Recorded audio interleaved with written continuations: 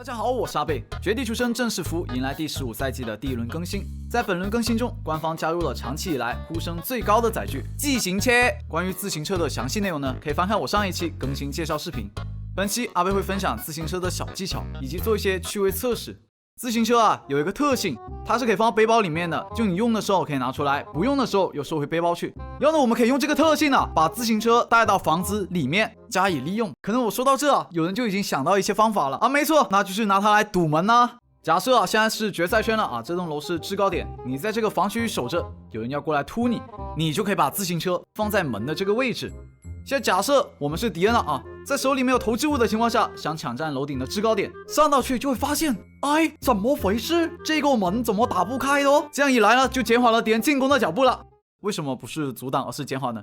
因为敌人可能把门打烂，硬冲进来，单丝也没用，自行车还是会阻挡住他。除非上来，他把车收进背包里面，才能完全进来。对方能有那么快的反应速度？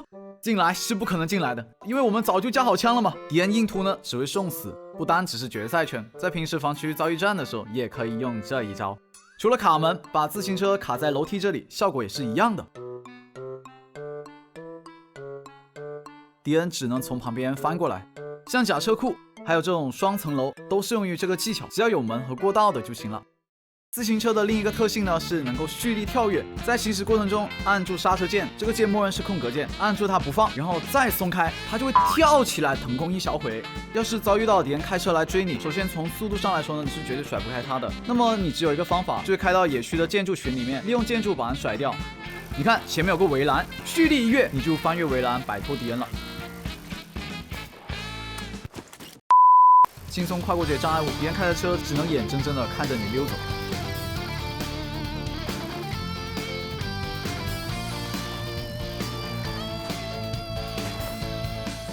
前面我们说到，如果敌人从后面追上来呢，那我们就要跳跃障碍物去躲避了。那如果敌人是迎面开车相撞的话，我们可以躲车。哎，对了，你没听错，自行车可以躲车。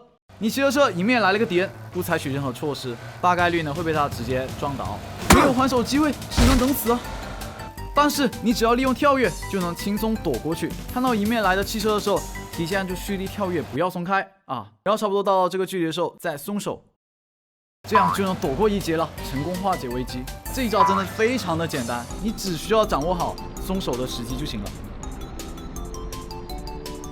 胆大点的，甚至可以把车停下来，等他撞过来再跳跃。前面我们说到如何躲避敌人载具的追击，那我们换个角度想想，如果我们开车的情况下碰到单车的人，怎么去搞他呢？我们就以单排模式为例嘛，没有人开枪，如果我们直接对着他车屁股撞啊，这样是对单车的人造成不了多少伤害的，骑单车的人甚至都不会下车。正确的做法应该是侧手撞，还有快撞到的一瞬间甩车头，这两种方法都能够让骑单车的玩家车身失控，直接飞下车。接下来，哇，那不是随便打吗？最后我还做了一个有趣的小测试，在帕拉莫地图有岩浆嘛？这个岩浆的威力啊，让号称绝不爆胎的空头车都爆胎了。